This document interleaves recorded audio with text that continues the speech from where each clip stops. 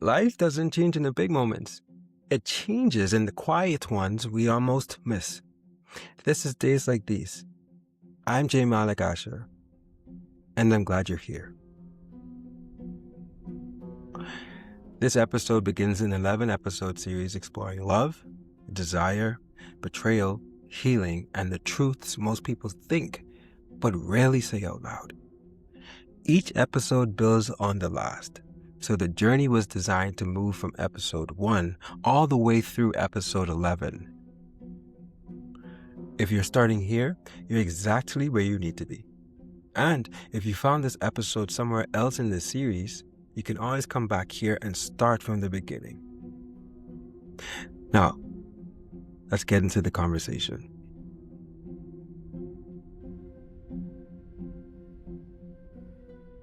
Let's be honest, men cheat recklessly, women cheat strategically. One gets caught, the other gets flowers after the argument. Hold on, wait.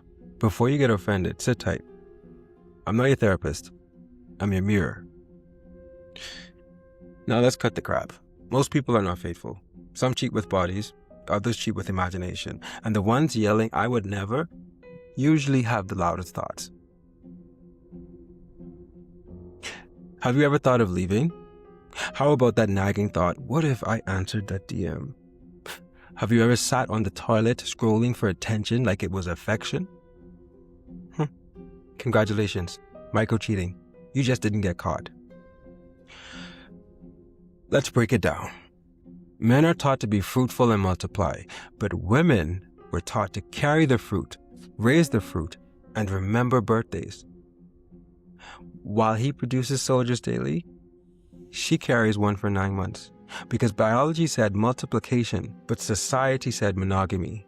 And somewhere between scripture and science, men got stuck between Genesis and genius. So he's thinking with sperm production speed, while she's thinking with a 9-month investment strategy. Of course the math don't math. Here's a fun fact. Cheating isn't always sex. Sometimes it's lingering too long on a story, or harmless flirting, or entertaining attention to feel alive, or comparing your partner to a fantasy. Now this is where it gets interesting because some people cheat in silence. How? By addressing strangers in Walmart while holding hands with the person who trusts you. And nobody would admit to that because saints don't like seeing their own shadow. We love to throw stones, forgetting our house is made of screenshots and deleted messages. You want to know something? Men cheat, not because they're dogs, but because nobody trained the dog. They lack or don't have any emotional literacy, and also lacking with no self-regulation. We were built like this. Don't cry, get money, get sex, conquer. And when men cheat, it's on purpose. But when women cheat, it's with intention. I'll go deeper. Men cheat because it was available, but women cheat because it was necessary. One seeks excitement, the other seeks connection. See, women cheat like it's a CIA ops mission with encrypted chats and no footprints. Oh boy. But men cheat by leaving their wallet at the hotel desk with their name and a verified signature. Sir, why is your credit card on the receipt? Let me slow this down a little. Men are taught to conquer, not connect, praise for count, and not for emotional depth, for being fluent in bodies and illiterate in feelings. Slower? Okay. He'll open her legs before he opens his journal. You want more? Okay. Men are handed condoms, not coping skills. Sex becomes stress relief, not intimacy. Warm bodies feel like company until shame knocks after. But women, though, they cheat like surgeons. Gloves on, squeaky clean, and precise. Men, however, cheat like toddlers eating cake with frosting everywhere, crumbs on the sheets, crumbs in the sheets, and their phone unlocked like a confession letter. Okay. Let's shift gears. If you fantasized about someone else or imagined leaving them for someone new, let me be very clear when I say this. At that point, you've already driven on the street and slowed your car down. Instagram double tapping is like knocking on a door. Replying when you shouldn't is like cheating from the front porch. You just turned back before the door opened. When a woman cheats, it's usually because she's cried enough. Because after a while, silence cuts deeper than betrayal, and resentment starts tasting sweeter than loyalty.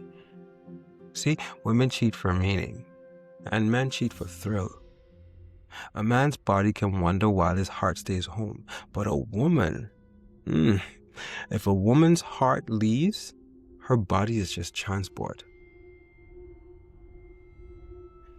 Let's slow this down even more. Monogamy isn't instinct. It's a choice, a vow, a discipline, a cage with windows. Without monogamy, we are chaos. With blind monogamy, we are cages. Society chose monogamy not for romance, but for naming rights, inheritance, structure. It's not about sex. It's about unmet needs, unsaid truths, and unhealed wounds. We don't cheat because we're monsters. We cheat because we're unexamined. You don't need another body. You need a deeper understanding of your own. You don't need no lips. You need your own honesty. You raw dog strangers, but you won't raw dog your own soul. If you sit with yourself, you just might get pregnant with truth. Birth yourself, raise yourself, be loyal to you first. I want to say this gently. Most people aren't malicious. They're just unhealed. Because temptation isn't the threat. The avoidance of truth is. So when I say men cheat because they can't sit in discomfort and women cheat because they sat too long, it's because men escape and women endure, but both bleed. And this has to be said. Faithfulness is not sexual, it's discipline. Don't commit to another soul if you've never committed to your own healing. Stop asking for loyalty to a version of you that you haven't even met yet. So the question isn't why people cheat.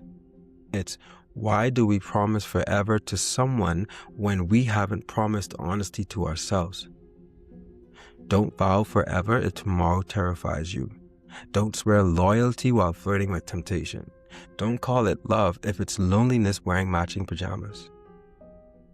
Because some weddings are just funerals in white with two unhealed people signing a lease on heartbreak. Remember something important. Before judgment comes honesty. Not the kind you post, but the kind you whisper to yourself when no one is around. Because if we're honest, most of us have already wandered somewhere else. In thought, in fantasy, in a scroll. We just cheated with curiosity instead of a body. So let's soften, not shame, and let's just learn to see ourselves clearly. Because the villain in the story might quietly have your face. Before you go, this conversation is only the beginning. This episode opens an 11-episode series, and each episode builds on the last. So if something in this episode made you think, pause, or see yourself differently, stay with the journey. The next episode continues the conversation even deeper. And if this episode moved you, take a moment to like, comment, share, and send it to someone who might need to hear it. Because the conversations we avoid are usually the ones that change us the most. Next up is episode 2. We talk about how cheating actually begins. This is Days Like These. Remember, you still matter.